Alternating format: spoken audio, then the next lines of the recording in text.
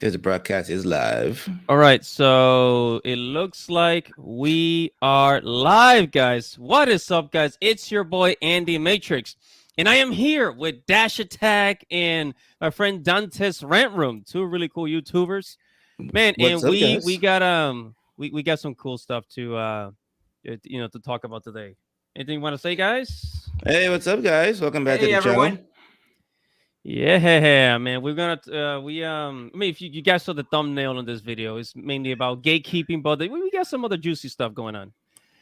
Um, Yeah, I remember I talked about it last time, I think briefly, and I talked about it a bit on my channel because I kind of wanted to explain what I meant by gatekeeping. mhm. I don't know what you guys meant by gatekeeping because people, when you say gatekeeping, people typically like think like, oh, he wants to just gatekeep anime from everybody. Like, no, I mean gatekeeping anime from anime tourists, anime normies, um, people who don't really, people who watch mainstream anime and want to conform anime to what they like. Like they want to remove fan service, want to remove other, you know, degenerate stuff from anime. That's what I mean by gatekeeping anime.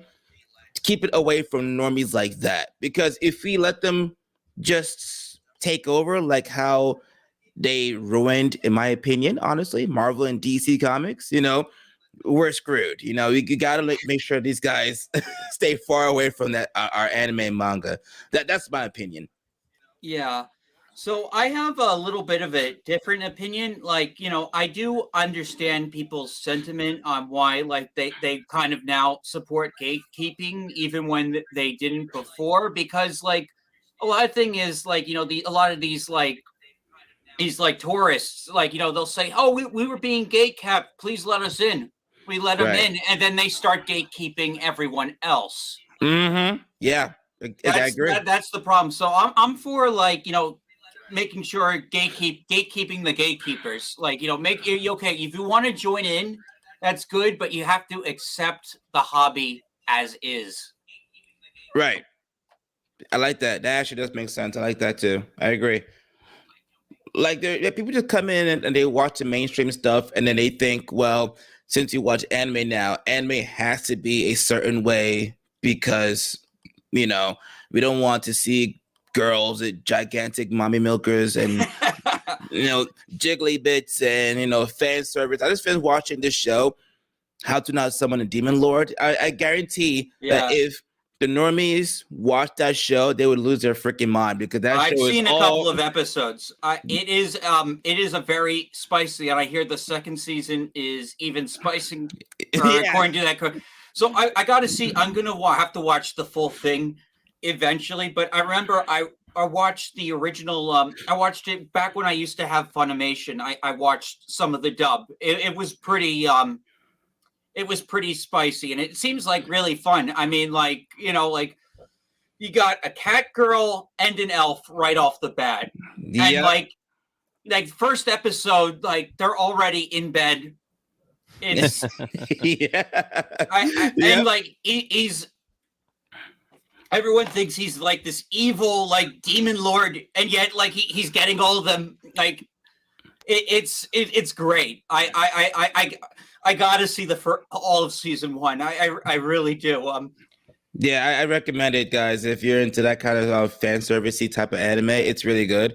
Um, it has everything you could think. It's not as pervy as, let's say, like World's End Harem, but it's up there. Yeah. I'll tell you that much. It's Herbie, up that's there. straight up hentai. Oh yeah, it's basically hentai. Like I don't know why they even thought about putting it on Crunchyroll.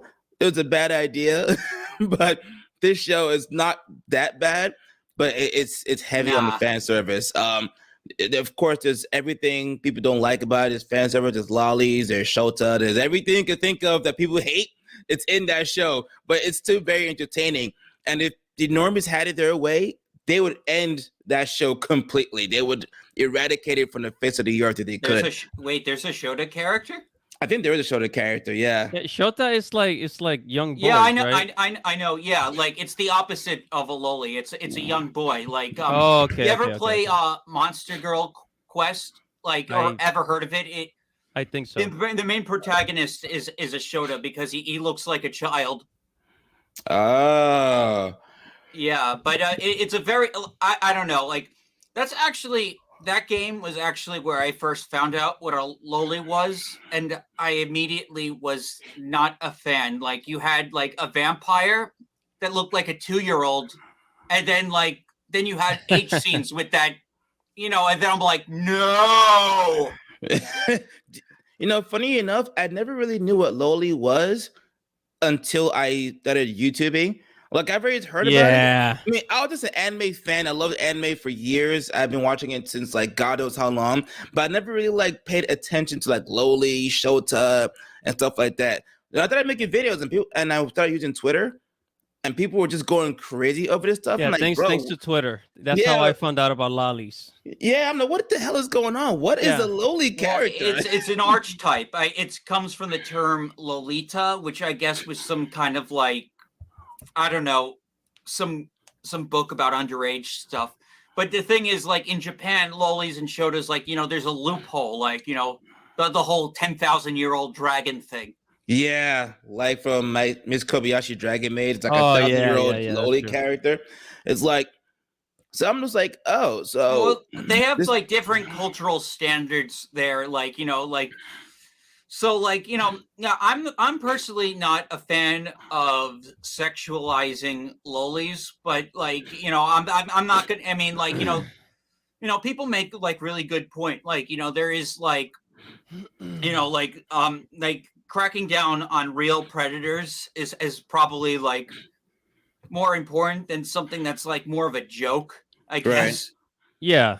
right, Like Vice's hit piece on the manga industry, they specifically targeted like, the whole Yeah, so lolly thing. not all lolis are sexualized. Like even like okay, so Tiki from the Fire Emblem franchise Mhm. is a loli, like to the T, like including being like thousands of years old.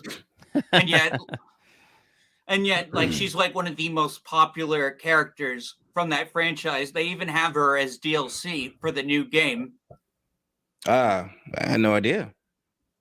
So Tiki is like, and then there've been others. There've been others in the Fire Emblem series, like lowly style characters. But Fire Emblem is not really a like pornographic like game, and It's an RPG, right? Yeah, it's an yeah, it's an RPG. RPG. Yeah, like so, like there is a lot of fan service stuff, but like there was only so much fan service you can put in like the N64 Famicom days. Right, right, Yeah. In the Famicom days, like so like yeah, so like Tiki was designed as a loli, but like they didn't like put her in any like inappropriate situations. Now nowadays, like I don't know, because the Fire Emblem series has had like I just actually beat what was it, the Sacred Stones, because I had the port of it because I was a 3DS Nintendo ambassador for buying the 3DS at full price, so I have that port of oh that wow, game. Like only people that bought the 3DS at full price have access to this some GBA games ports. Okay. They're like exclusive ports for people that bought the 3DS back when it was in full price. Okay. And then when they did the price drop, that was the compensation.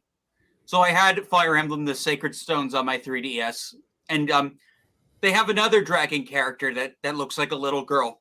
Yeah. Yeah, but like nothing like inappropriate happens. Right. I don't know. Maybe in the Japanese version, I don't know. maybe. Well, see, that's the thing, though. That's the thing. It's like on the internet, people get the wrong idea all the time because they're kind of projecting their own cultural beliefs. But like True. on anime, like the whole like lolly and shota thing is usually a joke. Yeah. Right. It's usually a joke. It's never meant to like it's portray like a kid, a child looking character in a certain way. Right. Well, Have yeah, you guys I guess ever because that type of stuff does exist on the internet and in hentai, then like Yeah. maybe they're just projecting that the archetype itself is problematic. Right. Have you guys ever read that article from Forbes? It came out, I think it came out in 2021, and it went viral, and it was about gatekeeping. I actually would like to show you guys if you don't mind. Yeah. Oh sure. yeah, put it up on the Absolutely. screen. All right, hold on. Wait, screen share, share. Can you guys see my screen? I can see it. Yep.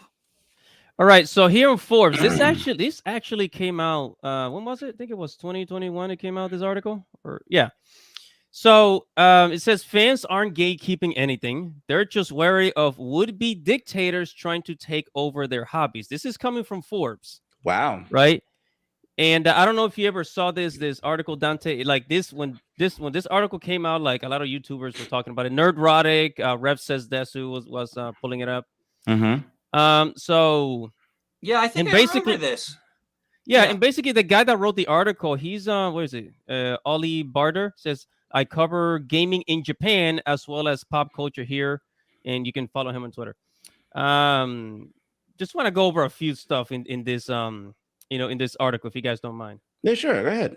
Yeah, so it says one of the strangest phenomena that keeps on popping up these days is the inaccurate accusation of fans are somehow gatekeeping their hobbies. Firstly, this is actually impossible to do. Secondly, there is more going on than it first appears. It says, according to the Merriam-Webster, a gatekeeper is either someone who tends or guards a gate or a person who controls access to something.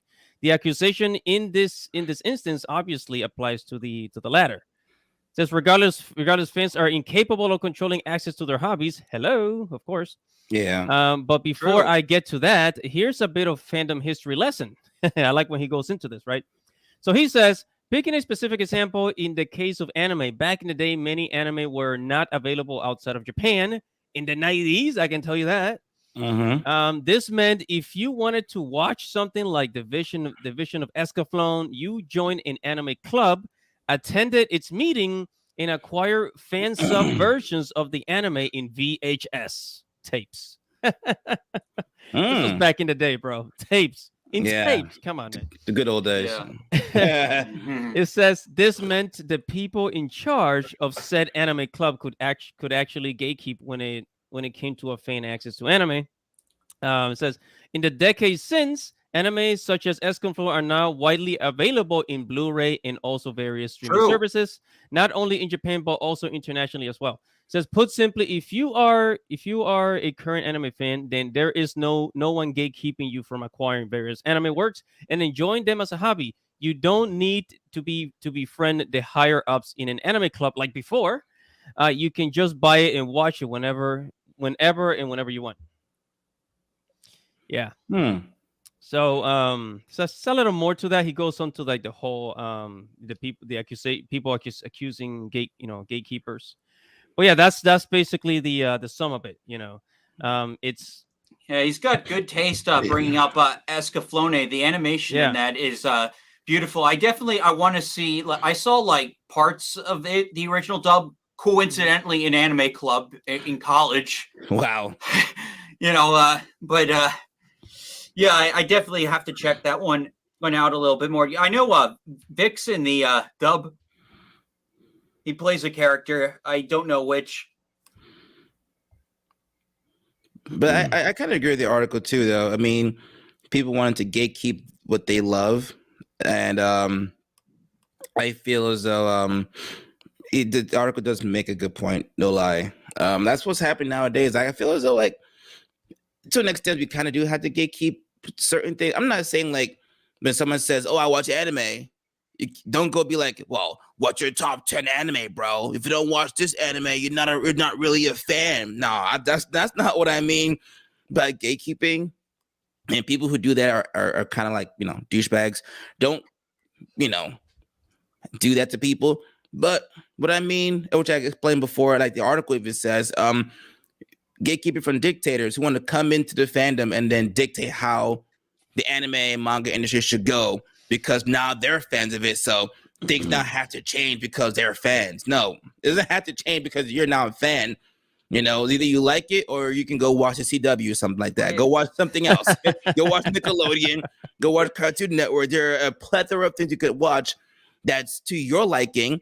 But if anime and manga, and plus, like I said, anime and manga has like tons of freaking categories. So if you don't want to watch a certain type, go watch other things. I think that have Actually, you know. Andy, I'm thinking back to the video you posted. I think it was today about that Katrina girl.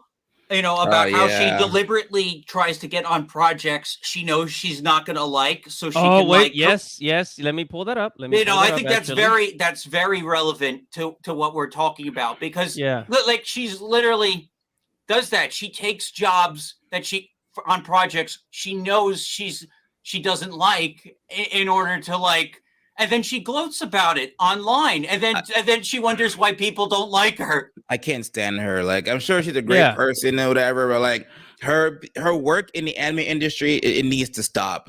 Someone needs like Yeah, I'm it's sick and tired like of her. she Or actually maybe blocked me on like Twitter. work on like different like some non-fan servicey anime, like something a little bit more mundane or Right. tame.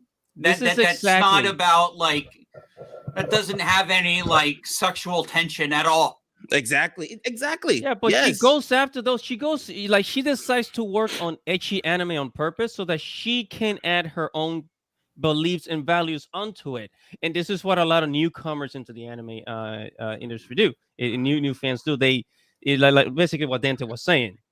They just come in and they just kind of like want to change anime, and which honestly, when they say something like, "Oh, we got to change Japanese culture," that's not very inclusive. No, it's not. Hmm. No, it's Exactly. imperialistic actually, and I thought imperialism was wrong. Right. Yeah, It's we like got to colonize Japan, guys. exactly. We gotta Yeah, go colonize. exactly. Exactly. And these are the types that preach about colonization and blah blah blah blah blah.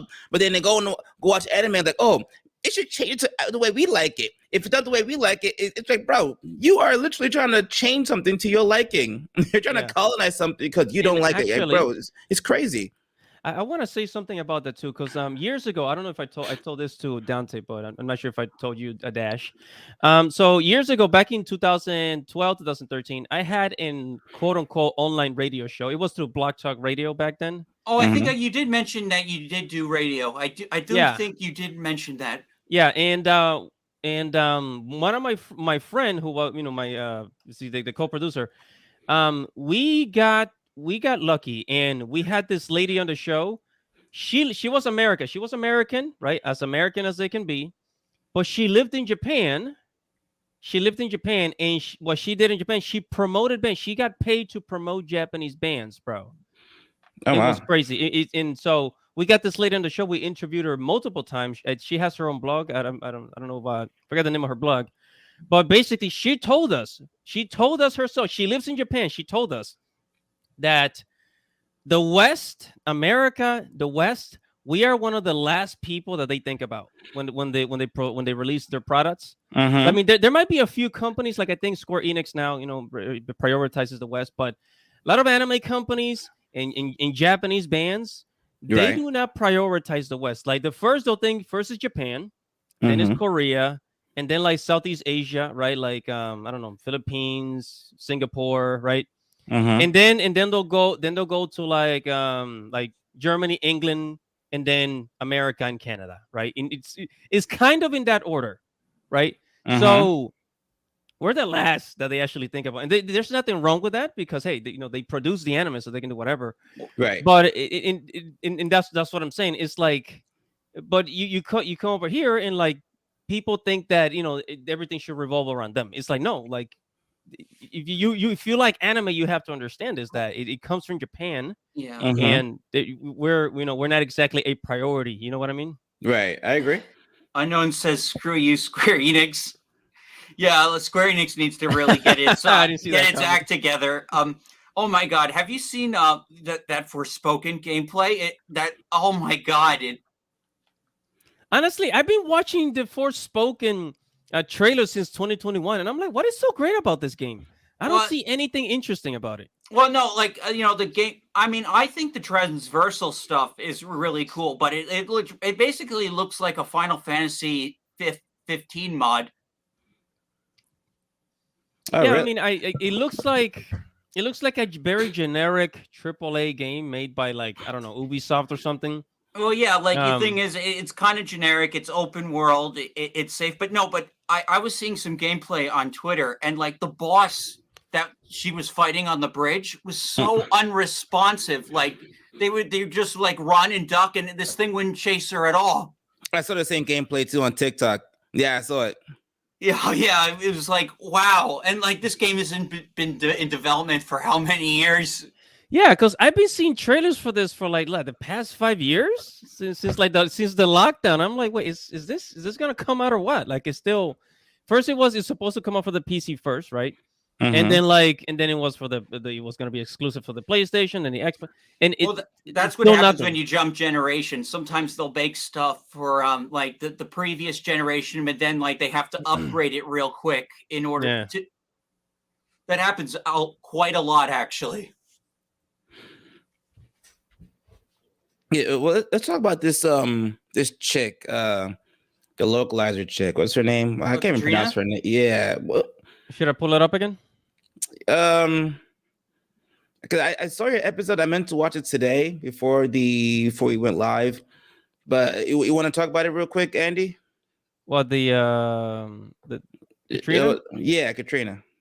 Okay, so this lady, since earlier in 2022, I've been following her because when the very first time I started talking about localizers, she was one of the first people that popped. I think she was like the second or third video I made because I found her because she was praising other localizers, right? And every time, whether if it's video games, and it's always anime. So whether if it's like an anime video game or an ecchi anime or some romantic anime, whenever they do the localization, the translations, is always something that revolves around gender, right? And there's certain things we cannot say on YouTube, but you guys get the point. You guys know where it's already going, right? Yeah, of course.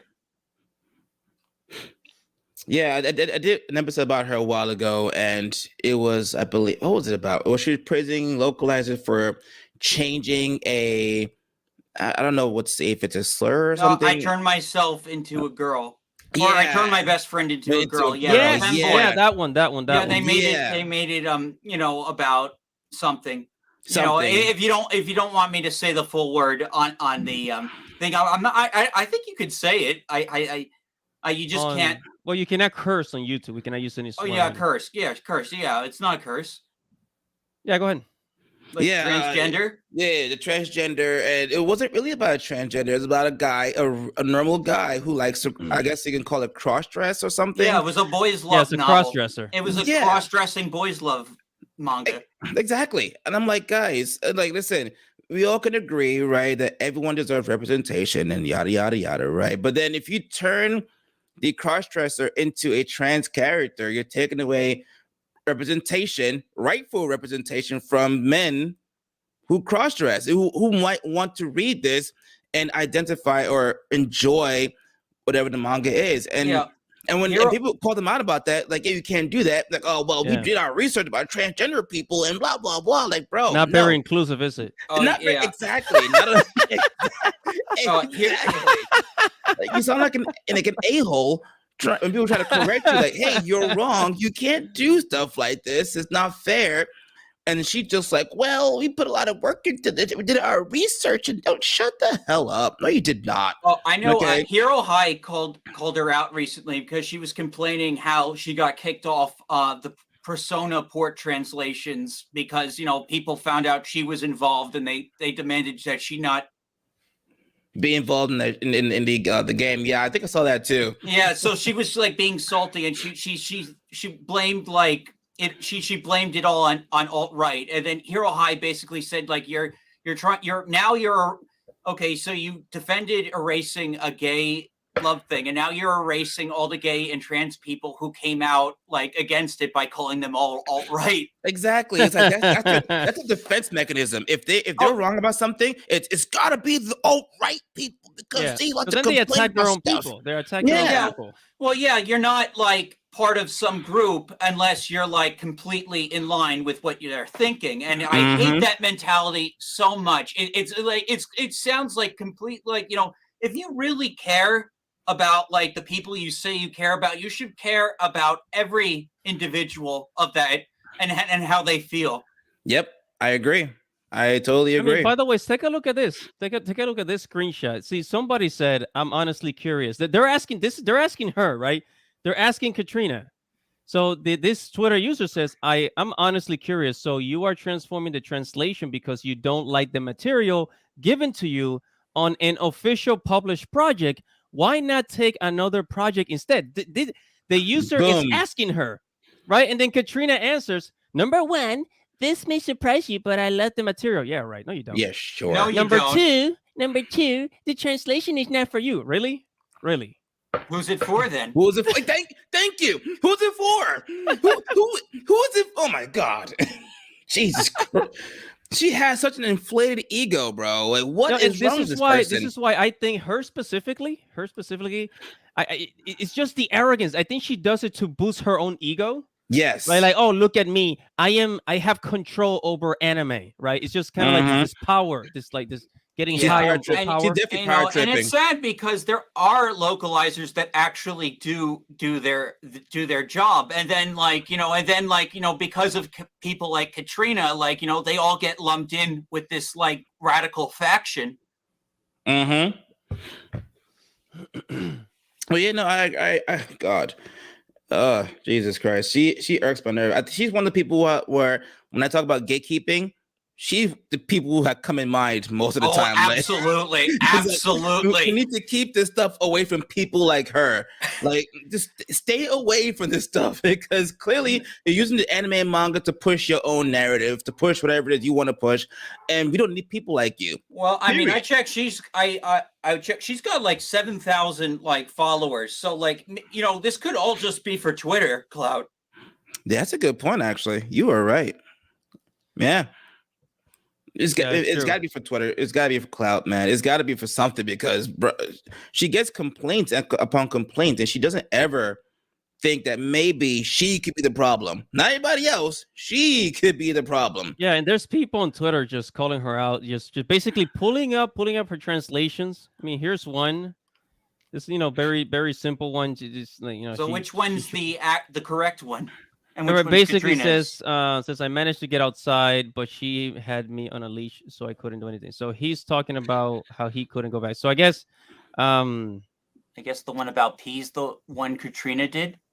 Yeah, and then it says I sure had to pee. This must be the Japanese one, and then the one was the one that she changed it to. No. I think that's the one she changed it to, and that other one's the correct one. Oh no, wait, yeah, you're right. Sorry about that. You're right. Yeah. Yeah, so things like this, and people pull it up all the time. She's just arrogant. She's very arrogant. But then you see these localizations, and then anime fans, they start to think like, well, all localizers must be like this, or like a lot of localizers, that's what they do this. And this isn't the first time as well, because you got to think. I mean, you look at this, right? You look at this, and then you go back to the early 2000s with like something like Kids WB, right? Yeah. Look at the localization back then. Like, you remember Pokemon, the fucking that was all heavily criticized. People criticized that for cutting stuff from Yu-Gi-Oh and stuff like that. Oh yeah, they did. Yeah, and the rice balls in Pokemon were jelly donuts, right? Jelly donuts are my favorite. Yeah. Classic. So then if people think of that, well, these localizers, they're all the same, So which is sad because they're not all the same, really. It just the bad ones are the ones who are like front line. Like people are the one people see the most nowadays, and they're just people that are calling them out. It's like you start to see a lot more of them. It's just the sad part, and I'm sure there are people who just want to do their job as accurate as possible. You know what I'm saying? Mm-hmm. Then you have people like her and her crew of, I don't know what the hell you want to call them, who just want to just do whatever the hell they want because they enjoy the power that was given to them. Yeah, absolutely. Yeah, so Katrina, and by the way, she also she's in her little localization group, right? Her network. She also congratulates other localizers when they intentionally twist translations to their liking. Again, last year, this is what she was doing. She congratulates other people for just wrongdoing. It's we're not doing their job correctly. Exactly. And we gotta start reporting them. Like I actually sent an email about her to Ichijinsha about the translations. Good. Horrible, man.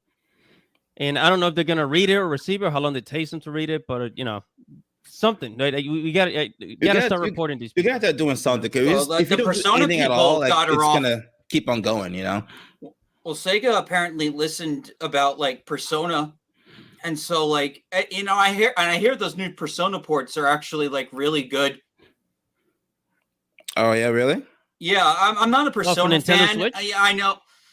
No, like they put 3, 4, and 5 on Switch and Xbox. So like they're all multi-plat now.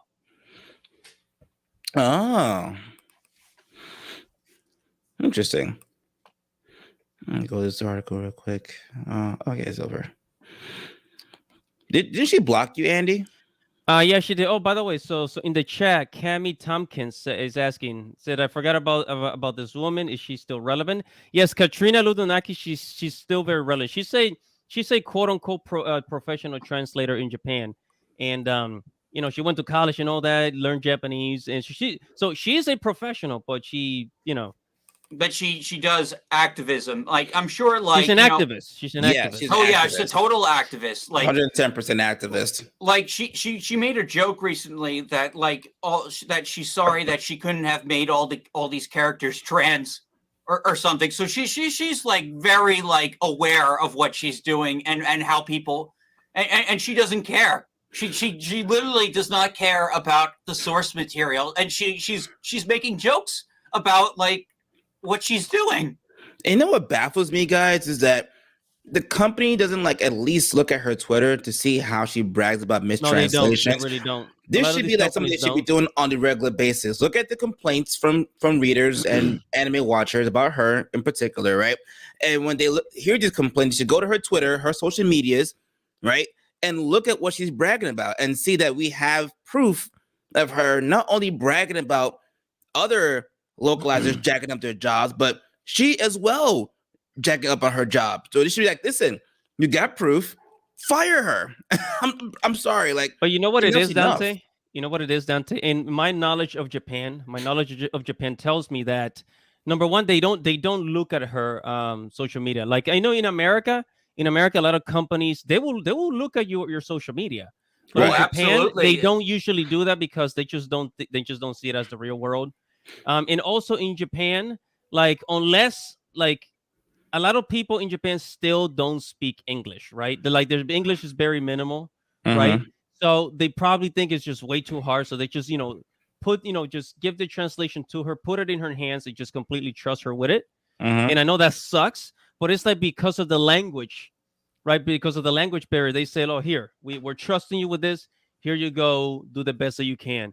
And they just pass it on to her. I think this is how like you said, like they make it for Japan first and they think about the West thing. And I think this is how kind of we got stuck with these complaints about the new Fire Emblem game. So like I was playing the game last night. I could not find the ages of the characters inside the game. Okay. So I don't know where that information is, but like, people have, from my videos on the subject, like, so apparently from what I understand, the visuals like are completely untouched in Engaged. There was like something about them. Oh, the rings are on the wrong finger if the character's a minor. I haven't been able to. Someone said that's probably not true, but like the whole thing about the toned down romance, like all they really had to do was like age up the characters and the ones that could pass as adults, right? Age them up for the American version, like. But Dash, so somebody said they found the ages of Fire Emblem. Oh, they did? Yeah, I guess, but it's an unknown user on the chat. Yeah, unknown. It says I found the ages in the chat. Yeah, he's been commenting on my videos. So like he found the ages of like. So like the ages are in the game. Like, is there like a data log somewhere that gives people's like profile? But think about the whole age thing, which I want to touch on real quick because I made an episode about this a little while ago. It's like, okay, I understand people might have some kind of issue with minors doing stuff like this. My thing is this: as long as they're not doing like actual, spicy, like hentai-ish type stuff in the game, I don't care. From what all I understand, it's basically just flirting and a paragraph saying, "Oh, maybe they got married at the end of the game." Exactly. It's like, for example, like America uses minors in romantic scenes all the time. Yeah, Literally it's been all done. the time. Like we use this to promote and Disney. Disney. Nickelodeon. In my video, I said Juno, which is about a movie where 16 and 17-year-olds or 15, Juno? whatever. Oh, Remember that? wow. They're minors. Yeah, I and know. she Blast from the gets past. pregnant. Remember that? Wow, man. And that movie won tons of awards. Like, it's minors having, doing spicy stuff, the horizontal boogie, and had the baby. And it won awards. No one cared. No one batted an eye. No one even cared to boycott. No one cared because it's a movie. It's not real. It's fictional. That's why I was very surprised when I attempted to watch Velma and saw the shower scene, because like it just seemed like very like it broke the trend. Oh yeah, but it was awful. I want to talk about the scene that. was also awful. I want to talk about that, by the way. Yeah, go ahead. Yeah, the scene was awful. Like you had two animated cockroaches butt sexing each other. It's true. No way. Really? Yeah. Two animated cockroaches like just start while Daphne watches, like in the girls' locker room. It is real. It is that is a real scene from like the first few minutes of Velma. Oh, there was someone says Netflix cuties. Yeah, there we go. No, that's example. That was criminal. That movie's criminal. Yeah. You see what I'm saying? Like, the using of minors to promote videos and like movies and having them in a spicy-ish like view, it's been done in Western entertainment generally for years, and no one cared up until Cuties, to be fair. But like, the Cuties are that was a pretty bad movie. Yeah. But as a whole, no one really cared. Then now, when it comes to video games and anime, now people are, oh my god, they're minors. They can have romantic feeling for each other.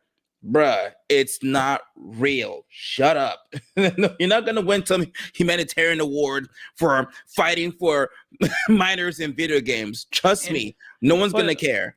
Yeah, and also, I mean, like going back to Velma a little bit, where the hell was the backlash? I didn't see on Twitter. I did not see the freaking outrage like they do with anime. Right, I agree. And then my theory, I don't know if you guys watched my video, but my theory was that, like, I was thinking, okay, well, maybe there's not enough backlash for Velma because nobody cares about the show. So since not enough people watch the show, there's not a lot of backlash. Right? Because nobody cares about it. Actually, there is a lot of backlash for Velma, but not just for the shower scene, but for like the entire production being absolutely awful. I mean, like, yeah, the opening scene is awful. I haven't watched anything past that, but everything else I've heard that happens like after that is like, apparently it just doesn't get any better. Apparently it like Upper Echelon Games did an excellent video saying that they think Velma was designed to get the hatred of everyone, because they take pot shots at Me Too. They take shots at adults that watch cartoons, which is like that. It's like you're insulting your own audience. Wait, like, so like what? Yeah, like it's like a meta. Okay, so they make say like, I speak my mind, like every comedian before Me Too. So like they're taking shots at Me Too, saying it killed comedy, which is like anti-SJW. At the same time, they're calling Fred a Nazi with a tiny penis. Wow. Yeah. Body positivity, guys. Yeah, absolutely. No, that has always been a joke. Body positivity until we have to make someone who's fat make fun of someone who's fat. Yeah, let's make fun of the white guy because that's always okay to do. Yeah, I mean, like they're all like, the only guy we didn't race swap, and then like we call him out for being white, Yeah, and having a small dong. Oh You my know, god, I was edgy. wondering about that, like, because everybody else got race swapped in Velma, right? So what happened with Fred? They just left him. I was well, kind of they made him, surprised. they got him voiced by Seth Green, and now he's just like even more like pathetic. Like, you know, I like now he's like they've made him like the joke. Like, you know, like he's a guy who thinks he's like. I actually have not seen how any scenes with Fred. I've just know that, like, you know, he's the butt of the joke. Yeah, Yeah. yeah. But you know, like it's funny because like a lot of people actually don't like Fred. I've never really like been a Fred fan. I mean, I've never thought much of him since the original Scooby Doo. I've always liked Velma because she was smart and Shaggy because he was funny as hell. Though I have to admit, Freddie Prinze Jr. did play him really well He did in do a that great job in movie. the live action movies, right? Yeah. I totally agree. I think Coolsville sucks. I actually really enjoyed the live action movies. And Oh yeah, those were I great. enjoyed What's New Scooby Doo. That one was pretty good. That one Oh had yeah, I love that. that was a great show after the live action movies. I Yeah, like some of the Mystery Incorporated. I watched some of that before it got, I don't know if it got canceled or whatever, but that was pretty good. Until now, they're just, I don't know what the hell they're trying to do. well, I They, think there were some unsuccessful reboots that were more traditional Scooby Doo, but I yeah, think like, you know, I mean, then there've been some straight to DVD like it. movies and stuff like that. Yeah, like there was a Courage the Cowardly Dog crossover couple of years ago.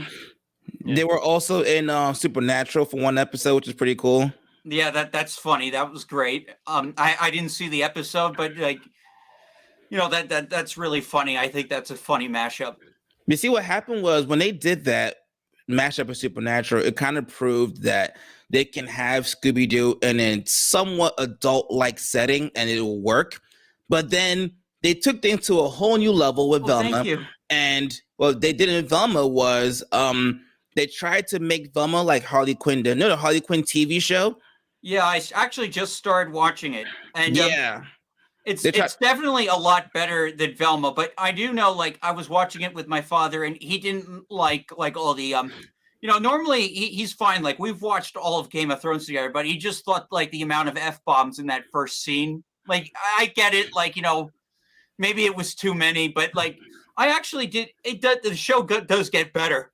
The Harley like, Quinn show. I enjoyed season one, and I mean, I think I kind of enjoyed season two up until the ending where they played my man Kite Man. Like, bro, you broke my man's heart. Didn't like that shit. My Kite man Man's hilarious. Kite Man's freaking awesome. They did my man dirty, bro. I did not like it at Oh, all. I no spoilers. Oh man, I'm sorry, bro. All right. I won't bring it up again. Oh yeah, but yeah, I'm but- on like episode 5. I like how they're you know, of course, like, you know, I've always been a big Clayface fan. I love how they're playing up his whole acting background.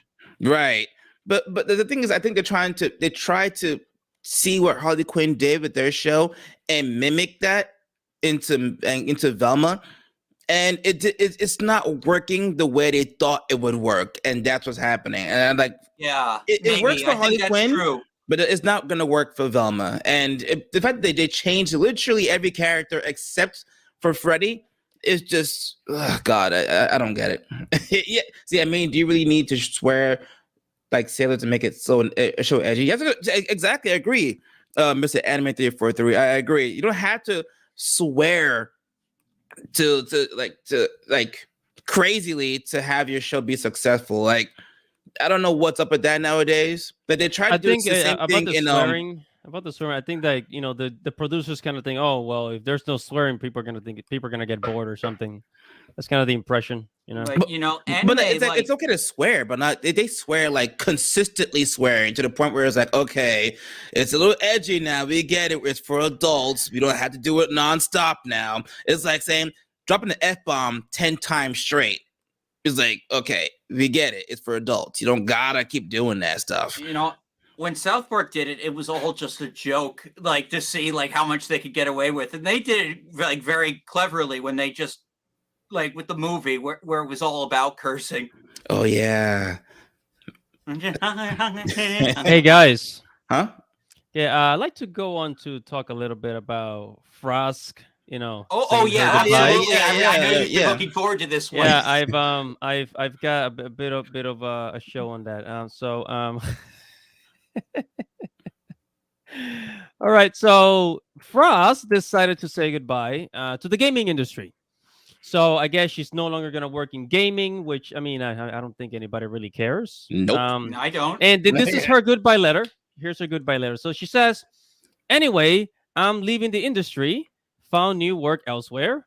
I'm guessing OnlyFans or I don't know, some kind of news reporter." Ew. Said this industry is really messed up, and what happened to me. Plenty of others wasn't fair, and it could have been avoided if we had all stood up together.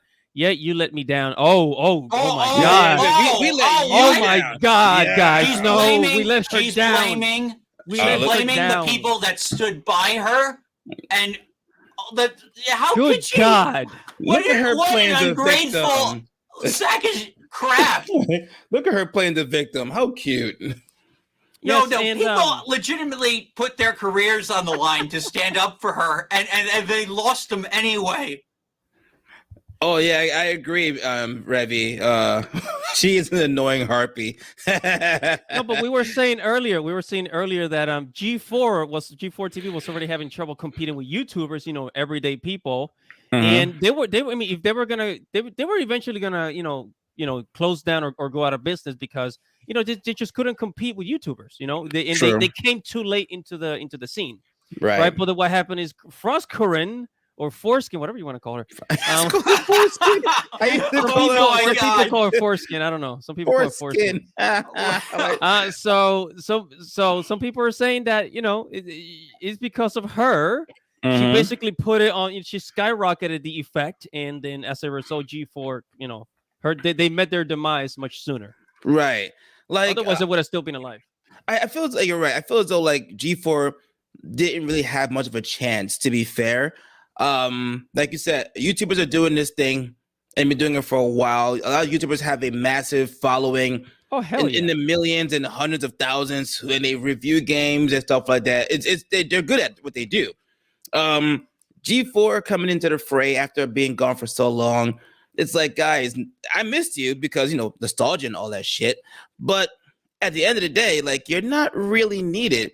Now, with that being said, Frost definitely expedited the whole G4 shutting down thing Absolutely. because that whole speech and then doubling down, and then Adam Sessler and his nonstop shenanigans and ranting. Those two particularly did not help G4 at all. Yeah, actually, yeah. Can you tell me more about this Adam Sessler guy? What the heck is with him? He's like old and Well, Is he he used to work on G4 and stuff. I know, like, he knew Chris Gore, who's on Midnight's Edge a lot. Yeah, who was they work also together. on G4. Yeah. So Yeah, but so what like the- Adam it's Sessler, like- he like he defended it, and then after G4 went on, he just apparently recently just went on this anti-gamer rant. Yeah. Like recently, like had a complete meltdown. I didn't really look too much into it, but it must have been really funny. So like, so Adam Sessler is like Dash said, used to work on G4 many years ago, right? And when on X Play, he came back and he's definitely not the same Adam from back in the days. He's more senile in his old age right now. Talks a lot of crap about gamers. He's very anti-gamer. He says he's no longer a gamer or never was a gamer. He just played games, which What? I'm like, yeah, it's I don't know what he was trying to do with that statement, and people think it's it's smart. He's not a gamer. He just reviews games and plays games. You're Gamers are fucking gamers. like semantics. Is that what that is? And he's gone on tirades attacking the gaming industry ever since the failures of the revival of G4. He supported Frostkin or Frostcurin, whatever. Foreskin. When she was on her males are evil tirade on this show. And it's like, bro, listen, you had a massive fan base and you just threw that in the gutter because you just can't stop tweeting. You just got to go and tweet on Twitter and tweet nonsense, attack your primary fan base. Like, bro, your partner in crime, Foreskin, was wrong. Now, I'm not saying there's no issues in the gaming industry, but like, it's a time and place for everything. and your partner in crime was wrong. It is what it is. I want to And- also say something. I want to add something to what you said. Like, if people like Froskin, like Frosk, they all have something in common. And one of the things that they have in common is like they do not understand their audience, right? Because she's female, right? She's female, and in video games, like I think like more than 60% of gamers are men. So like way more than half of her audience listening to this were probably dudes, right? oh yeah. And then like probably like 20-30% were females. So like I mean throughout history, most gamers were men. So Yeah, when she says something like that, like with like the whole like meltdown that she had, you're gonna piss people off, and then like your audience is going to disappear, and then she's blaming the audience because it's like they never ever understand the audience. It's always the same story. This is the same with movies in Hollywood. Same thing with the video game industry. It's Right. always these same types of people. Right. Well, I guess she assumed that, like, the people would like, that she'd piss off a few, but most of them like wouldn't have the self-respect like of being a man, because like there's self-hating men, like there are like just like there's like self-hating white people, there's self-hating men, like they have like these people that think like okay, like if I just like accept that, then I'll be one of the good guys, like or something. And then like, and I don't think that's any way to live. I personally like life is hard enough as it is. Like everyone's like their own person. Like and so like I don't buy into that crap. But there are people that do, and I guess she assumed that like and she's a lesbian, I do believe. Like so it's like very convenient that like like she's going off men and like she doesn't even like men to any capacity. Yeah. And that's sorry, can't cut you off, Andy. Real quick, I agree.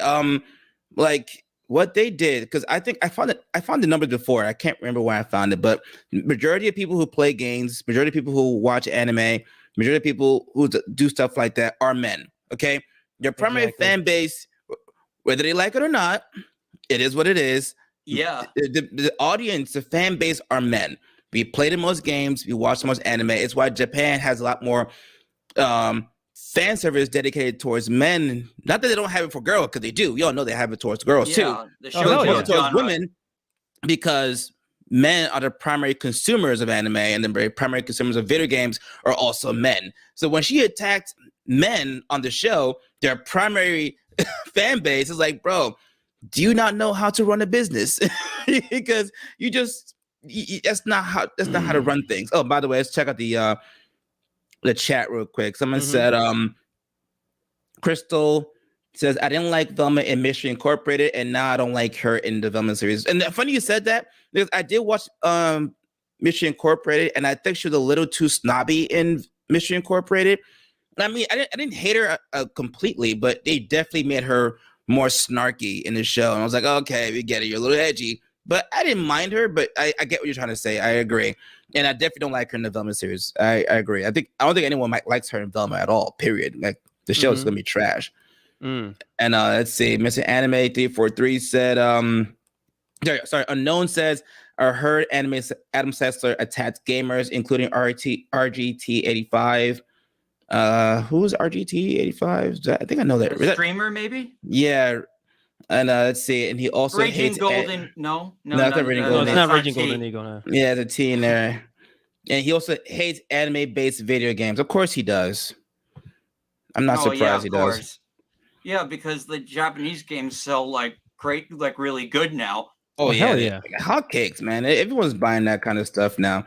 I just checked the freaking Velma scores on Rotten Tomatoes. It has a 6% audience score.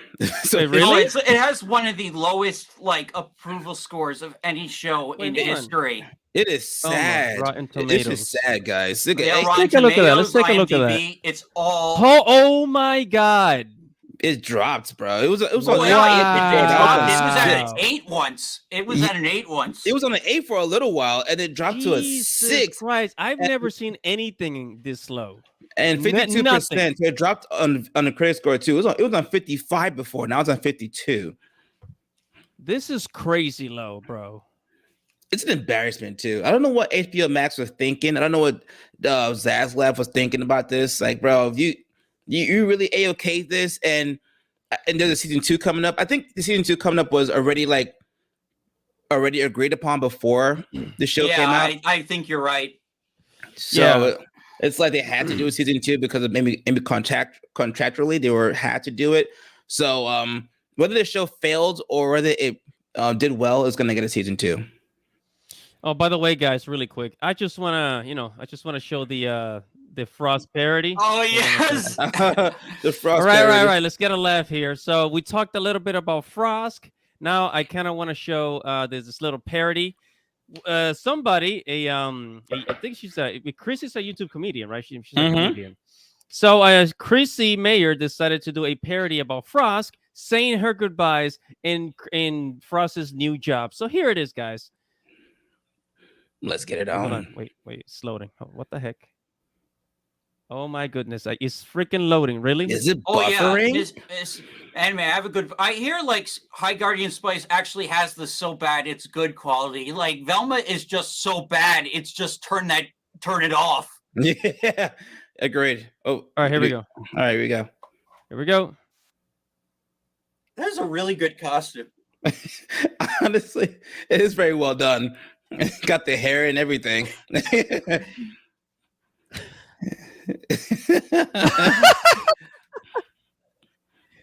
There we go.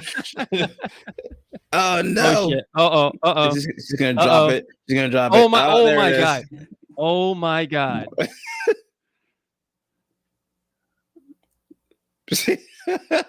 Someone should do one of Adam Sessler.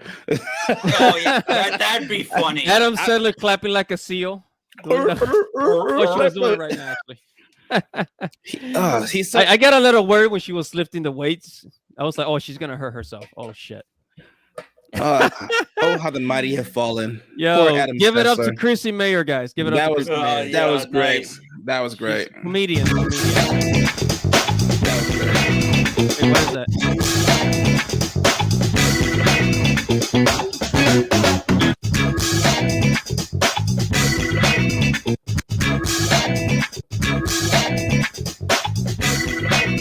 All right, hold on. What? I like that music, by the way. It's catchy. It was catchy. Yeah, I thought you did that for the like dramatic effect.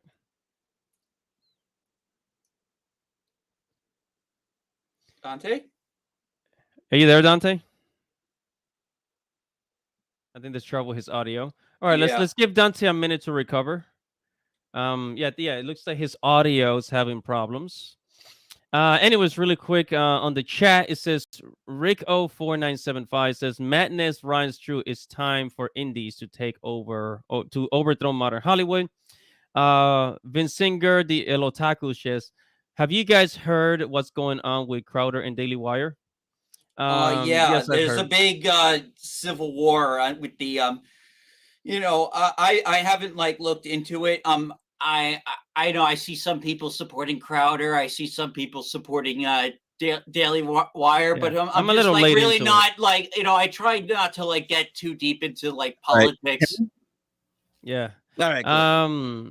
So then Mr. Anime 434 says this is painful yet really hilarious, like a slow motion train wreck. You just can't. So send us something on Twitter.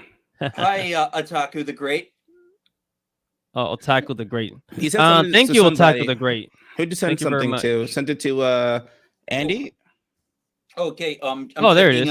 I'm checking now. Hirohei. It says this translation isn't for you. Who's it for? Then Dum Dum, the target audience. Oh wait. Yeah, I saw what's going on with Crowder and whatever. I didn't look too deep into it. But it's, I don't know. I know I saw like Candace Owens had like a little meltdown about it too. Oh yeah. I saw the Quarterings got really into it. I don't know. I gotta look into it even more. But I know he's like trying to expose Daily Wire for being more of a I don't know. He's like more of the establishment or something like that. I didn't really get into it in detail, but I know it's like mega drama and like in the conservative type sphere and stuff like Yeah, I that. mean, if you wanna win the culture war, how about not going against your own people? Like Yeah, or your own types. Like if conservatives are fighting conservatives, like what the heck, Well, whatever. yeah. yeah. Yeah, Because well, I mean, there's a lot of splinter factions on. I used to kind of be like kind of into politics, like, and then like I kind of like fell out. I just like wanted to focus like on more like niche issues that regard right, to my interests, I agree. and, Same thing. and so like when but knowing some context, like so yeah, so Daily Wire is owned by Ben Shapiro, and Ben Yeah. Shapiro has always been kind of like very very establishment. And Crowder, he's like a free and owned independent. He's a self-made brand, Right. and so like they tried to buy him out. From what I hear now, who is like screwing who over? Like that's up for debate. It seems like the Mm-hmm. details are all muddled, Right. but like I mean, I know I mean, some people are going to go with Crowder. Some people so he recorded a conversation, a private conversation, which is kind of low. I thought so too. Yeah, I didn't like that either. Yeah, I didn't like that either. Oh, Brandon says Crowder is slimy. I see the points on both sides, but Crowder went low. It was also discovered on Tim Pool's show that Crowder had trademarked Stop the Con back in December. Oh. Wow. So this goes deep, huh? I had no idea. Yeah, well, Yeah. this is a big rabbit hole. I mean, By the way, guys. Oh, go ahead. Go ahead. Because like at the end of the day, like I agree with Andy and Dash. We are definitely in the middle of a culture war. I don't know, people who don't want to agree. Like, oh, we're down. Like, no, we are definitely in the middle of a culture war, especially in entertainment. You know what I'm saying? So it's I don't like it when people who are typically on the same side kind of go at each other, because I feel we should be kind of working together to change things. Like kind of like how we in the anime manga sphere, right? We're trying to like make sure like we hold these guys accountable, localizers and censorship in anime and manga and stuff like that.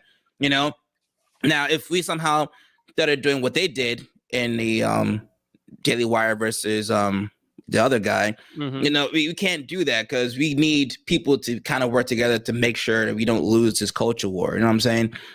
Yeah, like I have like some criticisms with like some of the like bigger channels. Like I don't always like every video Flash puts out, and then sometimes I really agree with him. Sometimes I really disagree with him. And Agreed. Same yeah, thing. so like the thing is, you don't really want drama. Drama is not productive. Like Right. I'm trying to be like a drama-free channel. Like I don't want to Exactly. have infights with like, because I remember like that Doomcock and Friday Night Tights stuff. That was like really Oh yeah, what the heck was up with that? the long story. It was all about whether or not Doomcock was saying like, I have rumors, like my sources say Kathleen Kennedy will be out, and then like low key a lot of them started kind of like making fun of them, and then Ryan Kindle kind of like said Doomcock's name out loud, like before like there was like plausible deniability, and then he goes like, oh, if you believe Doomcock, you're a moron. And so like it started this whole thing. Doomcock got really upset, and it killed their friendship with Doomcock and Gary. So like I stay out of politics, man. It's a dirty it's game. not politics. It was just like drama between Doomcock Yeah. and yeah. I think I was thinking about earlier, but yeah. See, I don't like to attack other like YouTubers that are like on my side, because it's like we're trying to like win a culture. Like it's I mean, what's that phrase? That phrase where it's like house divided cannot stand. Yeah. no, where it's like when your enemy is making a mistake, don't interrupt them. So when we attack each other, we're kind of making a mistake. We're making ourselves weaker, Yeah, I exactly. agree. Yeah, I so agree. like like I so like yeah, like I'll have like I don't like, but yeah, like I agree. Like I might not always agree with like some of the bigger channels, but like like I do think like we all genuinely want the same thing. We want good entertainment, and we want like we want life to be good. Yeah, I agree. And there's also a way to respectfully disagree with somebody. Like, oh, I don't agree, but this and this, you don't have to call people out their names or like be disrespectful, especially like on their platform. don't go attacking them on their page. You can always like hit them up on the side and hey, you said this. I don't really agree, but no, if you have to go that way, if you really have. Oh yeah, to, there's ways. There's ways of doing it. And like you said, I don't always agree with like big YouTubers like Flash or Clownfish. I do find myself agreeing with Clownfish more than like Flash sometimes. Clownfish has been having some very level-headed takes lately, especially on this D&D stuff. Yeah. I like Clownfish. Clownfish is a lot more level-headed. I know, like during this whole like limited run games Purple Tinker things, they were like one of the only ones that didn't throw like the bronies all under the bus for what that creep did.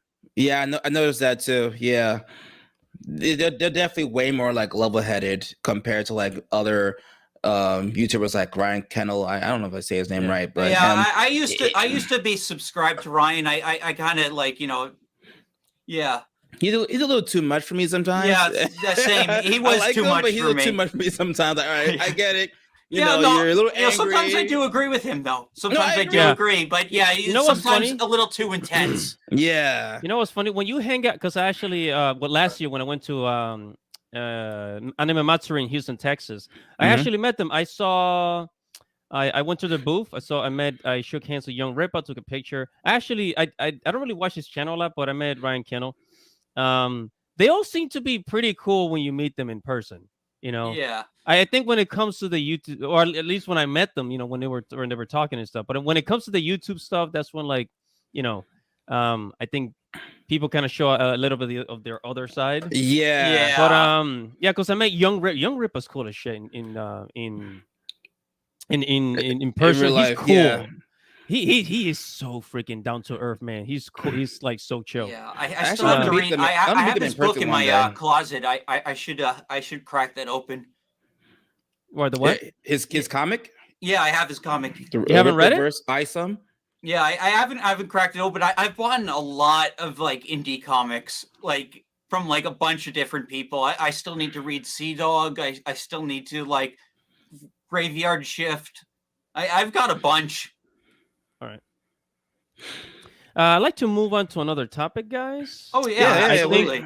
I think you guys probably know what I'm going to talk about. Let's see. Let me see. Oh wait. Oh, I think I know. It's Hogwarts Legacy. Oh boy. Yeah. I think Dante, you also. Yeah, so I'm here at Kotaku, by the way. So it's Hogwarts Legacy, transphobic controversy fuels Reddit drama, right? Oh, boy. Oh, jeez. This is going to be a touchy subject, guys. I don't know. Oh, man. Crap. All right. But right, if it was this, I wanted to talk about this. And I also wanted to talk about Phil Spencer's comments. Spencer. No, let's do the Hogwarts one first. That's more fun, maybe. Yeah, let's get that one out. I kind of want to talk about that one, too, because I've been seeing a lot of, like, controversy and cringe, and it's like, guys, I listen. Hey, if you don't want to play the game, listen. This is America. This is do whatever the hell you want. But I feel as though people don't understand that people who worked on this game are also, there are people within the community, LGBTQ community. There are black people. Absolutely. There are white people. There are people who put in work to make this game. So to not play it, I don't know, man. It feels kind of wrong. But I've seen trans people that want to play this game. Like, me too. Like there's people like they're bullying people. Anything associated, like they were like an actor, like the voice actor for the main character had to like apologize, like or like tried to like smooth things over, and he still got ripped on. Of course. It sucks, and it's like really crazy. Actually, if you go to my Twitter, I actually did a really funny thing. If you go to my Twitter, or no, I'm gonna send you the video. Or I'll send you the tweet. Yeah. So here, I'll send it in the I'll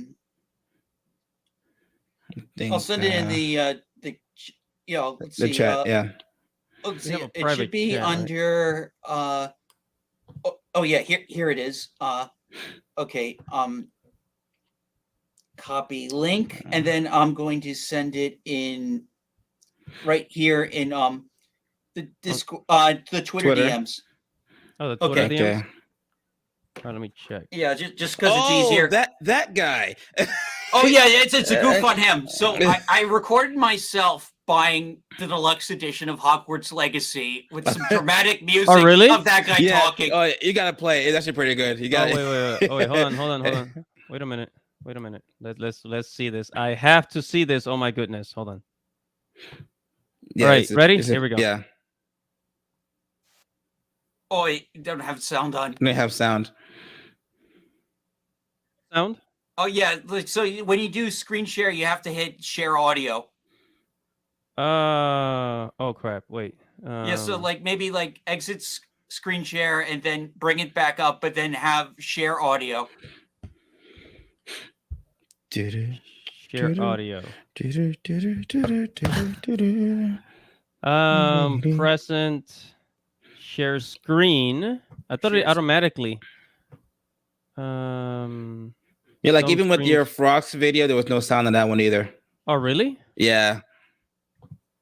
Yeah, so you have to hit some screens let you share audio. Look for the share audio checkbox. Let's see. Share screen. Oh, I think I can actually do it. Share system. Okay, I found it. Share system audio. Got it. Okay. A whole lot. Oh, there we go. All right, here we go. Please do not support the upcoming Hogwarts Legacy game. Friends, colleagues, cohorts, the whole lot of you, I'm asking you very sincerely, please, do not stream it. Don't make YouTube videos about it. Don't buy it. He's gonna buy this video. Take him anyway. Add to cart. Purchase for myself. There we go. That's how it's done. Yeah. Subscribe to Dash Attack. That's how you do it. Yeah. Screw you. Yeah.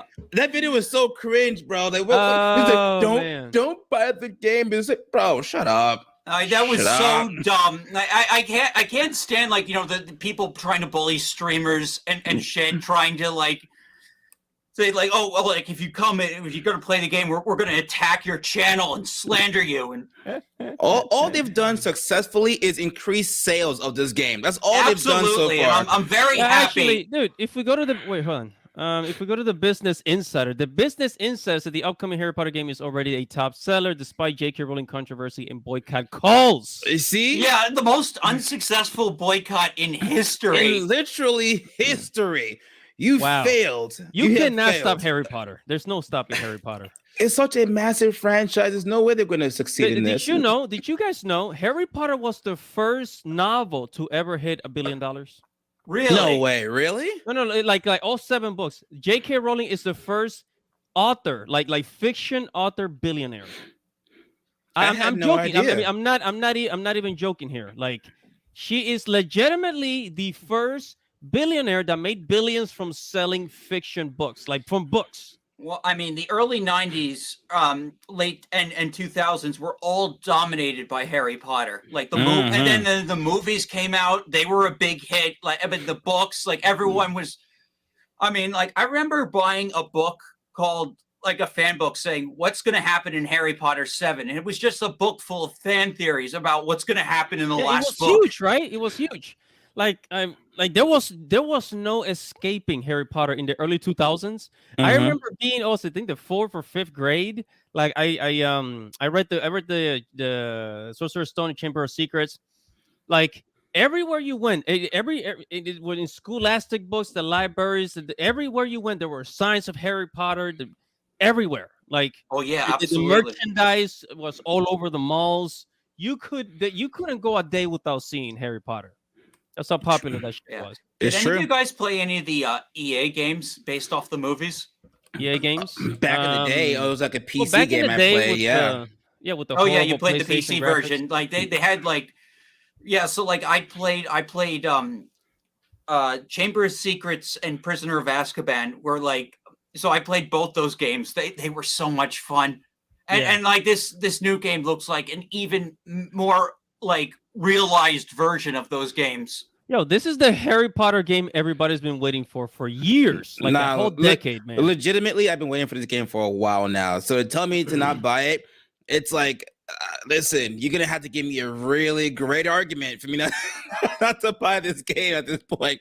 You gotta hit me with some facts and statistics and whatever, because if not, I'm sorry, man. I'm gonna get the game. I'm gonna play it, and I'm not a streamer, though I've been told I should. But if I do, it might be this game first. I'm sorry. Yeah, man. I'm gonna stream it. It's coming out February 10th. I'm the day one. I'm on it, man. I'm gonna stream it day one, no matter what. And it, you know. So, and I think it's gonna come out for the PC first. I think like Otaku the Great says he met Alec Rickman. Wait, what? Oh, really? Awesome. Oh wow, that is awesome. I had a teacher in my school that was related to Alan Rickman, and he came to our school and got a poster signed. That's so dope. Oh, that is wow. awesome. Yeah, I remember the one guy. I met the guy from the 80s, from the first the Tim Burton Batman movie. The guy, the newspaper guy, came to my school. Oh wait, this is very minor character from that movie. The Chamber of Secrets on Game Boy. It was on Game Boy. I had no idea the game was on Game Boy. Oh yeah, Sorcerer's Stones on Game Boy was an RPG. Oh, yeah. I had no idea. Holy shit. Oh yeah, like the Game Boy Color version for Sorcerer's Stone is like so because it actually is an RPG. It's an RPG. It's oh, that is so. I had no idea. I have a Game Boy. I probably should just go buy it on Amazon. Yeah, you know, and probably easy to emulate too. Like if you want to like stream it. Ah. Someone else said, let me see, but on Game Boy, I had no idea. I had Order of the Phoenix on PSP. Oh, I remember the PSP. Wow, good times. Yeah, PSP. Wow. It says that and that one Naruto game, The Phantom Fortress, were like my favorite games on the PSP. Oh wait, someone said same with Bayonetta 3. Yeah, that was a thing too for a while. Oh yeah, the Bayonetta drama. That was nuts. That was there's so many twists and turns. Oh god, this was last year, like in October, right? Yeah. That was pretty bad for a while too. Not only did the former voice actor wanted to boycott the game for stupid reasons, turned out she lied about a lot of things, and then they wanted to boycott the game because apparently Bayonetta is straight in the game.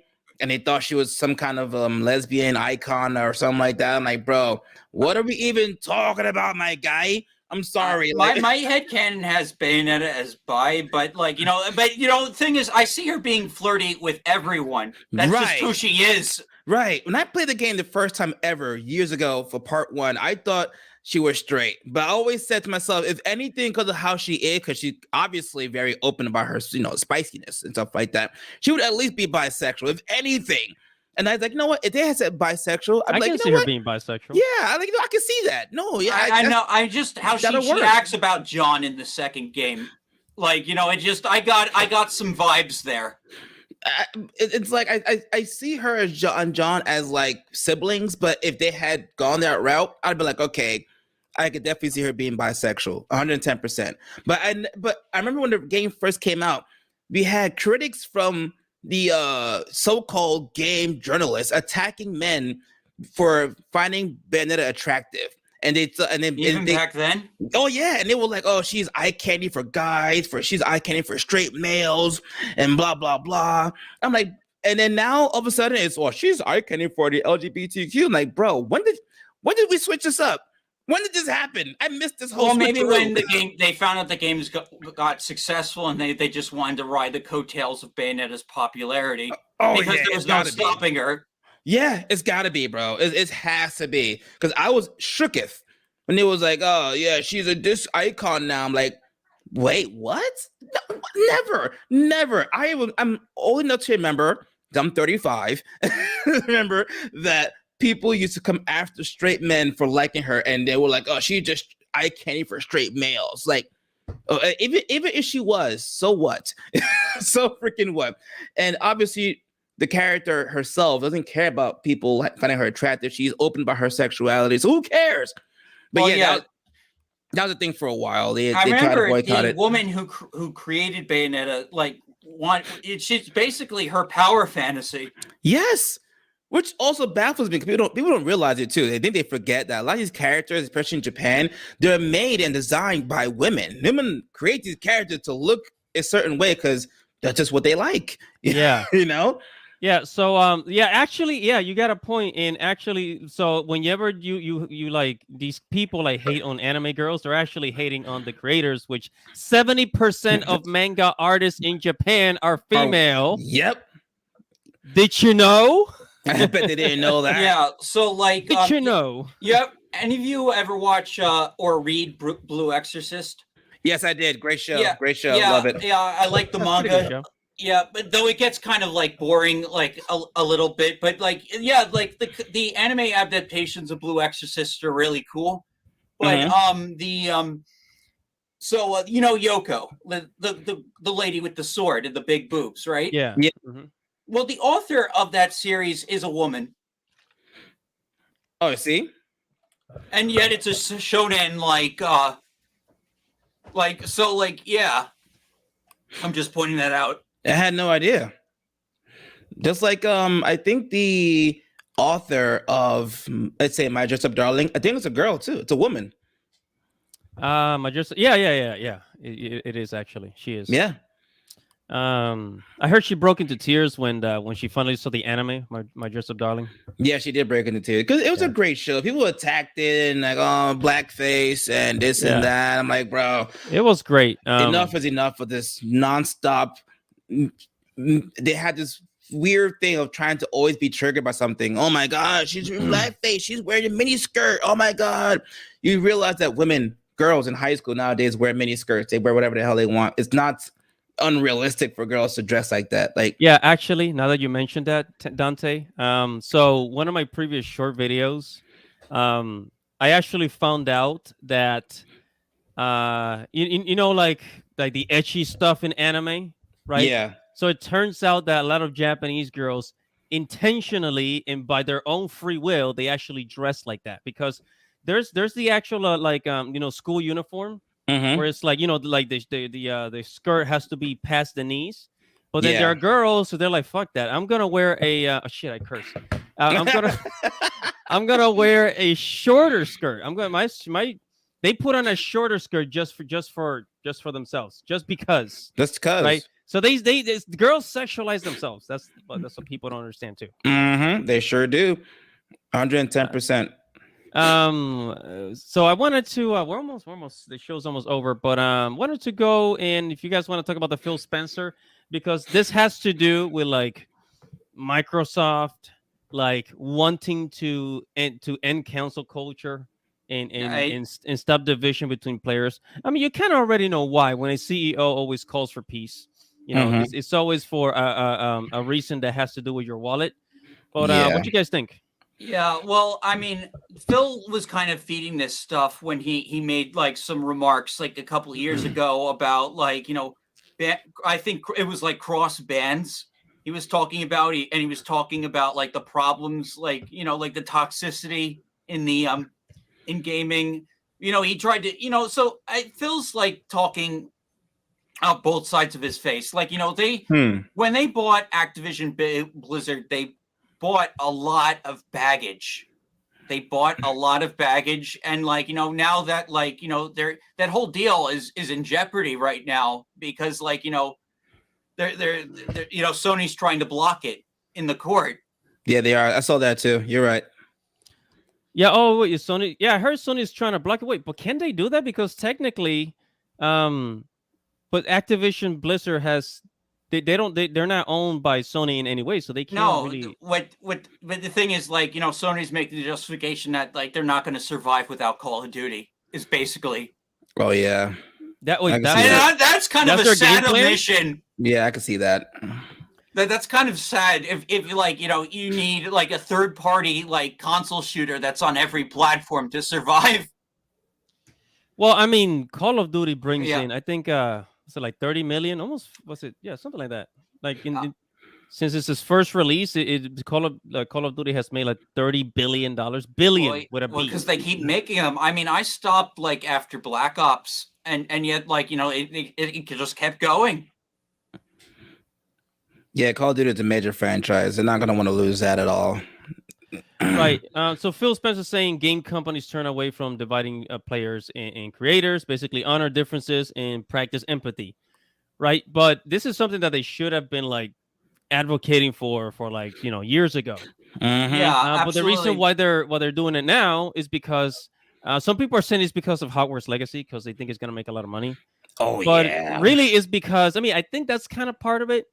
But I think it's because they've seen that like this is like attacking the players is not going to increase their profits, and Yeah. also they already lost a lot of money, probably. Well, Probably. yeah, well, we're heading into a recession. Like wokeness is kind of like on its last crying like Mm-hmm. base right now. Like the tide is turning. Like people can say like, oh, there's no movies to watch in 2023. There are actually a lot of movies. Like we discussed before, there are a lot of like interesting movies coming out. So like so Phil, I guess he sees the writing on the wall, and he's seeing where the wind is blowing, and like and so like he's changing his tune a little bit, but I mean, yeah, like in principle, he should have been here from the very beginning. From the very start. That's the problem. He should have been on this train long time ago. Yeah, and so- also, but the thing is, Phil has also like I'm still very upset that like all the games Xbox has promised and canceled, like Scalebound, like that they couldn't have made that game with Platinum Games. I really wanted that game. I was looking forward to Scalebound because it reminded me like of DMC. Devil May Yeah, Cry. yeah, it was good. The guy, like protagonist, looked like Nero with a dragon. Yeah, exactly. Like I was looking forward to that. It sucks that they canceled it. Yeah, so much like all the WOKE, it's a luxury. Like it's a luxury, much like how feminism is a luxury. The woke stuff, the WOKE stuff is all luxurious, right? Yeah, Yeah. I So agree. now that, like you said, I think he sees the writing on the wall, because there's a lot of reports. I mean, if you guys watch the news, if you see what's going on with the economy, all the layoffs, all the layoffs in the tech industry, like they know we're going into a recession. So Yeah, it's massive layoffs. Didn't Google just fire like 10,000 people the other day? yeah, something like that. Oh wow, it's even hitting Google. Yeah. Yeah, you know what's funny? What's funny is that, and I think Elon Musk pointed this out, because a lot of these tech companies, they hire a lot of unnecessary people. Yep. Like 10,000 people. Like, are there really 10,000 people like hired by Google, like in the Google building in the office, or like are they all working from home? Like, what are they doing? You know what I mean? Well, I mean, I remember hearing about Google like way back when I was in middle school in the 2000s about how much of a great place it was to work. Like that you could basically relax and chill and do anything. And I think there was even a movie with Owen Wilson about that. Also, I think it was called The Intern or something. Mm-hmm.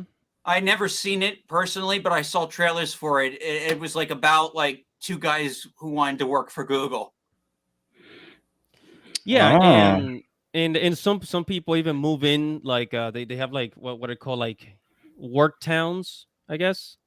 Like I know Microsoft has like their own little like community housing where some other employees actually live there, right? But like, for example, like Elon Musk fired like a couple of thousand people, and I'm like, does it really take 4,000 or 5,000 people to run Twitter? And apparently it didn't. I remember people were saying like, oh, like Twitter's going to shut down because he fired all these people. And then apparently Twitter started running faster. Yeah. Yeah. That's my question. So there's all these layoffs, right? But so on top of the layoffs, then we're going into a recession, right? So a lot of this WOKE stuff is going to have to like come to a pause. It's probably going to come to a pause, and then it's probably going to resurrect, years later when the economy's back up. It's like, oh, hey guys, we're making money again. Let's scream and shout again on the internet. So I just think it's a little too late that Phil Spencer's kind of like calling you out for this. Because we have YouTubers that were talking about this from freaking years ago. I think since before the pandemic too. Yeah. Let's check out the chat real quick. Let's see. It Mhm. says, yeah, people from Mr. Anime 343. Yeah, people keep saying women empowerment, but when it comes to anime, mouths go shut. True. Yeah, I can see that. Yeah. They do say a lot of women empowerment stuff, but and you know, like I said before, we said this in the previous stream where we were like, yeah, in real life, we're all like, free the nips and whatever, and you know, but when it comes to anime, it's like, well, those are unrealistic tits. They're not real. They have all this stuff and blah blah blah. I was like, bro, it's fiction, which baffles me how these people go ham for fiction. Like, bro, you realize that you advocate for stuff like this that no one is going to ever care about. You're not going to win an award. You're not going to meet the president of the United States. You're not going to meet some ambassador in Japan because you want to advocate for less skin showing in anime. No one's going to care. Oh, No yeah. one- Speaking of tits, Dante. You know, the mother dragon character from Fire Emblem Engage. Like, you know, Mhm. like how I said, like they didn't mess with the visuals. Yeah. Oh my God, she's beautiful. She had like she's not wearing like any. Wait, who? Like your mother in Fire Emblem Engage. Fire Emblem Like Engage. she's Oh, like okay. a divine dragon goddess lady. Oh, really? And that like she's like one of the like yeah. So she's like a dragon, but in her human form, she has like really big. Like you know, like she is like yeah, Mommy milkers. yeah, you know, but of course, if you've seen the trailer, you know what happens to her. You know, like what happens to every parent in a Fire Emblem game. Yeah, I mean, yeah, I see. Oh, I see the pictures of her. Yeah. Oh yeah, Nice. you're looking at yeah, she's really stunning. I have to hit up the Google real quick. Like, check this out. It's very nice. Dante's, please.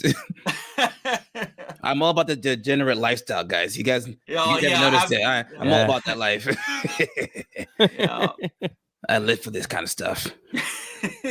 I have a new phone background for a while. Yeah. Oh God. This is very nice, boys. Very, very nice. Thank you. You're welcome. Yeah, so even your phone is not safe for work, huh? Oh no. Never. It's never safe for work. I'm all about the degeneracy, man. Come on. Yeah. I'm about that life 110%. But yeah, great stream. Guys, we talked about a lot. And if you don't mind, if you guys are not subscribed to Dash, do us a favor. He has awesome videos, awesome takes. Check out his channel on YouTube. Give him a follow. He makes awesome-tastic videos, and he's about that degeneracy, just like Andy and myself. So I mean, I'm a little bit. I guess I'm kind of. yeah, he's kind of about that. I am full about it, but these guys are all about it too, in a way. So give them a follow. I kind of am. Yeah, give them a follow. These guys, yeah, they make great content if you guys can. Yeah. There's not a lot of YouTube channels I know that talk about like anime controversy, and like of course you got Hero Hey, we have Rev, we have of course you guys, and every you know once in a what? while we have what's her name? I forgot her name. Very dark. Very dark. Yeah, she makes great Vera videos too. does. Like she's always on top of that. She's always. Yo, I want to bring one of them into my YouTube channel. I want to try either Vera Dark or Hero Hey, one of them on my YouTube channel. You know, I would love to talk to them, honestly. I wanted to ask Brandon, the anime guy, if he wanted to join our little group, but you know he deleted his Twitter. It looks like for some reason. I don't know why. So I don't know really how to reach him. But I think he'd be really cool. I've had him on my channel. He's a pretty cool guy. Yeah, man. Listen, the more the merrier, man. I mean, if we can have more people there are like-minded people to you know, get into the conversation like this daily or as often as possible. Yeah, the more the merrier. Sorry, I also had I don't know if you guys saw the live stream, but I had Ministry of Otaku, who is he considers himself an anime convention journalist, right? So he's a journalist for anime conventions. He's been at it for I think more than 10 years, he said. Oh wow, and okay. yeah, he's a seasoned veteran, man. He's I actually met him in Anime Matsuri last year in Houston, Texas, And he's got crazy equipment just recording anime stuff, anime conventions, and interviewed him. Yeah, I've actually interviewed him on my channel last weekend. Yeah, I saw the video. Yeah, he's a pretty cool guy. So actually, if you're into the convention lifestyle, go check him out. Cool. I actually followed him on Twitter and I follow him on YouTube. And real quick, in the chat it says, sorry, I covered my ears to avoid spoilers. Oh yeah. Oh, sorry. I'm sorry. My I'm bad, sorry. guys. My bad. Yeah, that was my bad. I'm sorry. Otaku the Great says, hell, I'll join. Yes, Otaku the Great, please join. The more the merrier. Revi's husband, yes, you do make awesome videos too. Revi's great. He talks heavy on the controversy stuff too, that's for sure. Oh yeah, Rev is I'm like, oh crap. Okay. All right. But Revi's big on the lowly show it to a conversation, stuff like that. If you're into that kind of stuff and want to get more about it, into like the controversy stuff, he's also about that and other stuff too. Also, to be fair, Revi's great videos. Otaku the Great. I think I have you on Twitter. If not, I need to follow you on Twitter. But I'm pretty sure I do. But Otaku the Great. By all means, the more the merrier. By all means, I feel like the more we grow, all of us grow, our Twitters, our YouTube, the more attention we get, the more impact we can have, so that's why we got to keep on supporting each other. You know what I'm saying? Yeah, absolutely. So we need to keep doing more stuff like that. Maybe I too shall join Rico 4975. But it's by all means. I tell people all the time, like, follow me on Twitter. I post a lot of like degenerate stuff because that's just me. But a lot of sexy pictures. Yeah, I do that. As a whole, we talk about really important stuff on Twitter too. We share a lot of links and stuff like that into our videos and stuff like that. So hey, listen, the more the merrier, guys. Yeah, I have a Twitter also. I try and I do have an 18+ warning just in case. I try not to do too much of that stuff because I figure a lot of people that follow me probably wouldn't like that. And and I'm also like I'm using it to promote my channel, which is clean, I think. Right. But it's I'm still very like new to the whole branding thing. Yeah, man. And me, I've been the funny thing about me is that I've had my channel since 2018. But I was never taking it seriously. I was just kind of like making random videos just to post them online. I never actually took it like seriously until like 2020 came in. Right, when everybody was on lockdown and there was nothing else to do, I decided to give it a go, and it's been going great. I've been enjoying this ride for a while. That's now. Awesome, man. Yeah, like my channel has existed since like 2008, 2009, but I've never really done anything with it. Well, yeah, like I've been on YouTube like for that time. I didn't just like randomly join. Yeah, so I've made like YouTube poops. I have some like old school projects on my thing, back when I was 3D animating, like, or trying to get into the game industry. Right. And now I'm using like all the editing skills I picked up from that, to make and I it's been a lot of fun. I think be really like trying to become like a full-time YouTuber has really improved my life. Yeah, it's interesting. Like just like you guys, well, I've had mine not as late at 2008, but I had mine in 2020. But I didn't even start taking it seriously till about like the end of 2020, and then I kind of found my niche around 2021. I was like, listen, I want to do more anime, manga, gaming stuff, and then since then it's been climbing slowly but surely. YouTube sometimes come after my channel and remove subscribers, but that's just YouTube, I guess. Yeah, they seem to be doing that with everybody lately. Yeah, but honestly, I really hope that eventually there has to be like an alternative to YouTube because there's Odyssey, but Odyssey there's really not a lot of people. There are only like 50 million. And then there's Rumble, but Rumble is full of like political stuff. Yeah, that's super political, man. Yeah, that's the unfortunate thing about a lot of these. Like I remember all these old Twitters. Like you get like hyper political stuff in the opposite direction, like on these like other things. Whereas like all like the more mainstream. Oh yeah.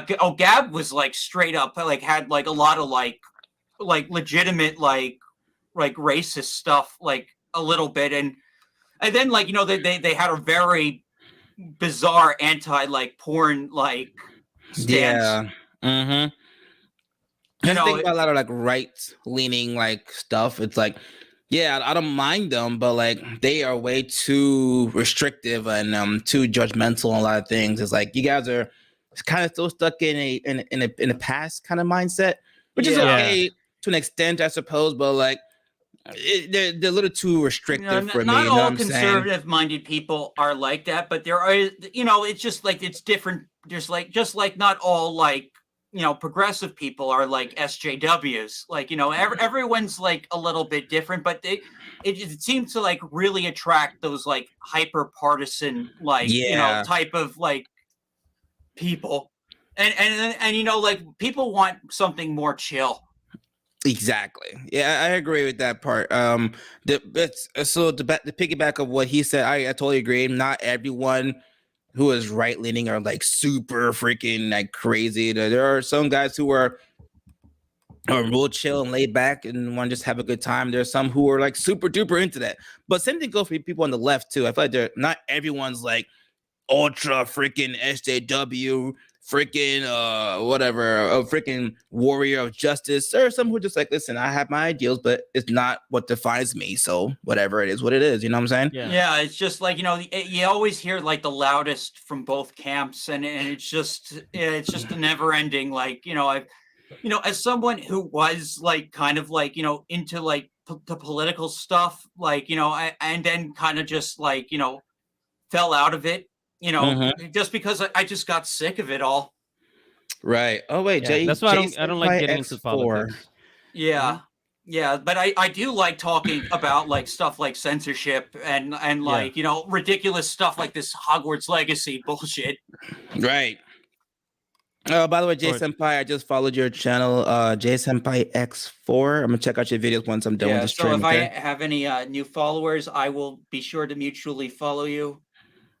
Okay. Yeah.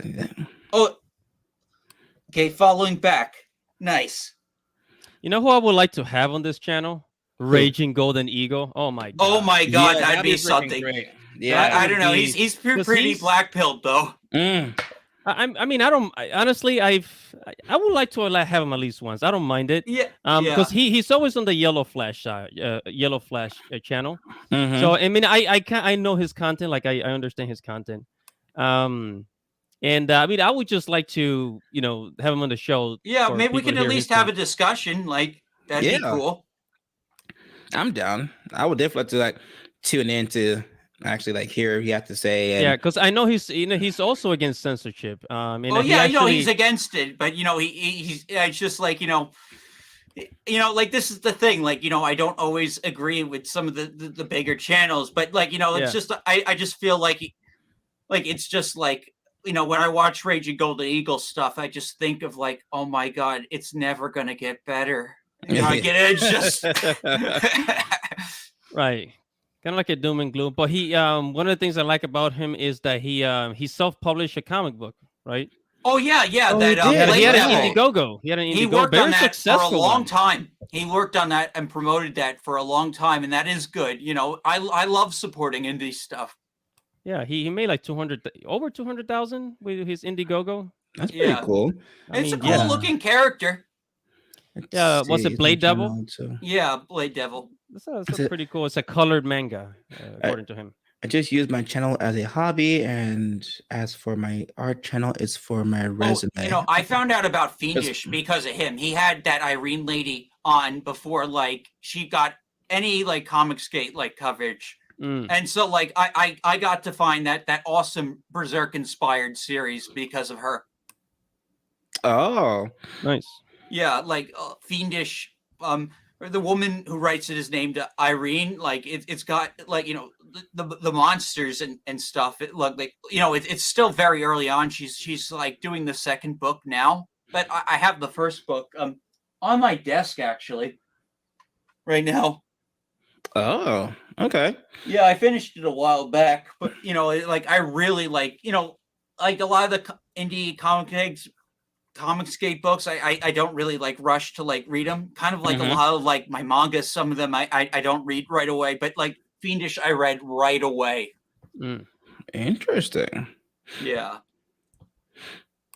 All right, guys. So we've been at it for almost 2 hours now. You guys want to wrap it up? You got anything else you want to share? I'm good. Let's see. Gatekeep what you love, guys. You know, I'm still about that life. I'm not saying go out there and be a total asshat about it. Don't do that. All right. We all have common sense of how to do certain things, right? We don't do that here.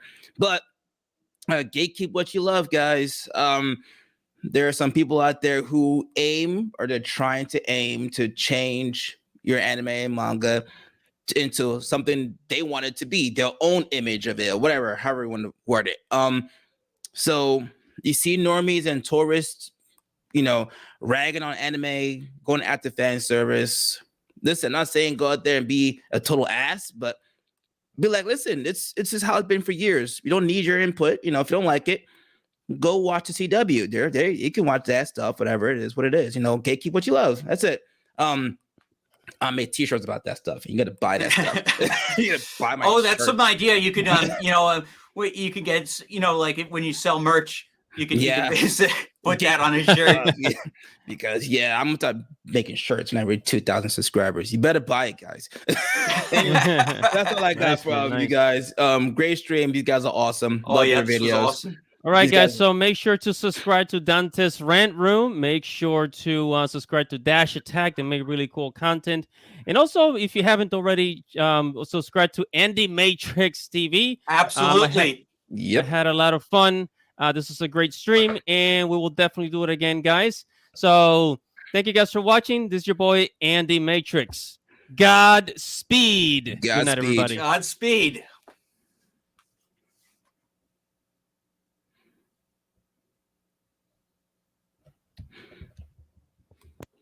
Andy, you have to hit end stream.